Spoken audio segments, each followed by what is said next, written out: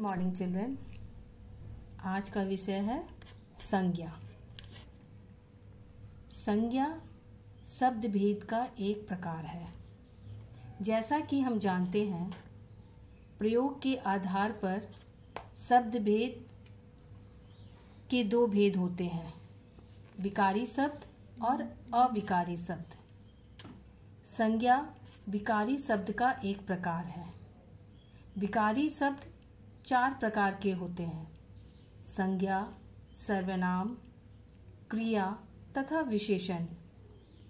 आज हम लोग उनमें से पहला प्रकार संज्ञा तथा उसके प्रकार की चर्चा करेंगे। अब आइए, संज्ञा। संज्ञा क्या है? जिस शब्द से किसी वस्तु, प्राणी, स्थान या भाव के नाम का बोध होता है उसे संज्ञा कहते हैं। जैसे व्यक्ति क्या है? राम, मोहन, महेश, सीता आदि। वस्तु पानी, फल, पुस्तक, कलम आदि। प्राणी मनुष्य, पशु, पक्षी आदि।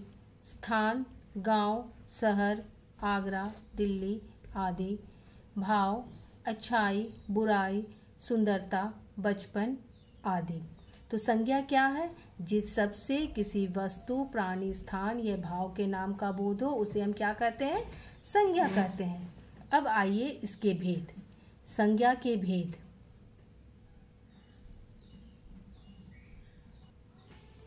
संज्ञा के मुख्यतः तीन भेद होते हैं: व्यक्तिवाचक संज्ञा, जातिवाचक संज्ञा, भाववाचक संज्ञा। जातिवाचक संज्ञा को पुनः हम लोग दो भागों में बांटते हैं: द्रव्यवाचक संज्ञा और समूहवाचक संज्ञा। इस तरह संज्ञा के कितने भेद हो गए? संज्ञा के 5 भेद हो गए, लेकिन मुख्यतः 3 भेद होते हैं: व्यक्तिवाचक संज्ञा, जातिवाचक संज्ञा और भाववाचक संज्ञा। आइए सबसे पहला भेद व्यक्तिवाचक संज्ञा के बारे में बात करते हैं। संज्ञा का पहला भेद क्या है? व्यक्तिवाचक संज्ञा। अब व्यक्तिवाचक संज्ञा किसे कहते हैं?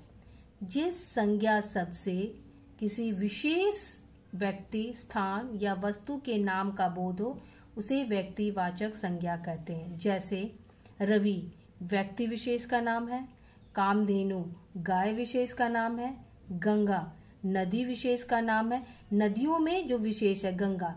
हिमालय पर्वत विशेष का नाम है, भारत देश विशेष का नाम है, मुंबई शहर विशेष का नाम है।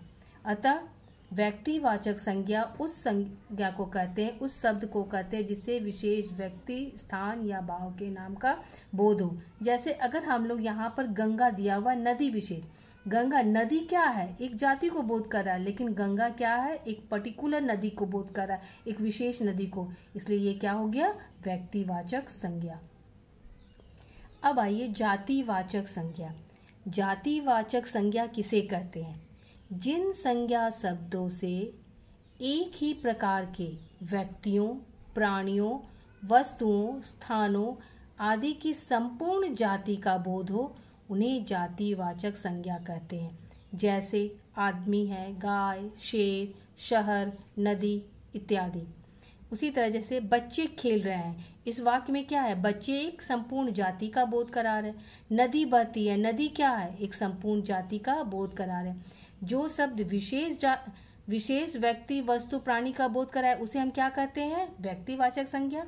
और जो संपूर्ण जाति का बोध कराए उसे हम क्या कहते हैं?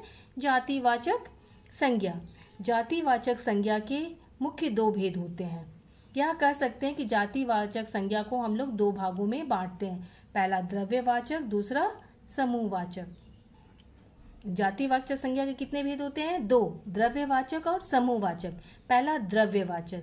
जिस संज्ञा शब्द से किसी द्रव्य या धातु का बोध हो उसे हम क्या कहते हैं? द्रव्यवाचक संज्ञा कहते हैं। जैसे नदी का पानी ठंडा है, नदी क्या है? एक द्रव्य का बोध करा रहा है।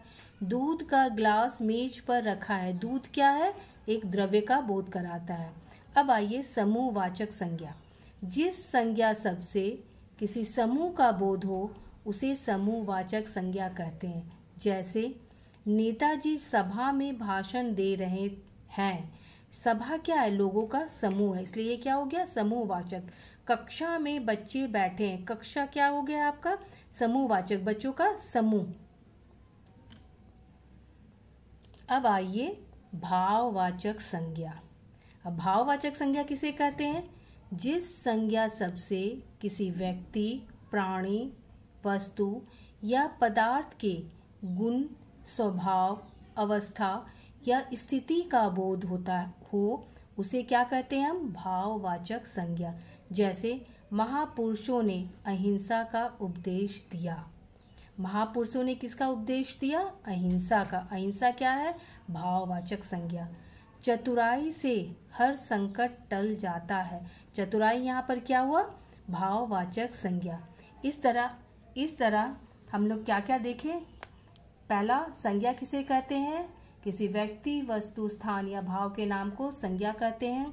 इसके कितने भेद होते हैं? इसके 3 भेद होते हैं।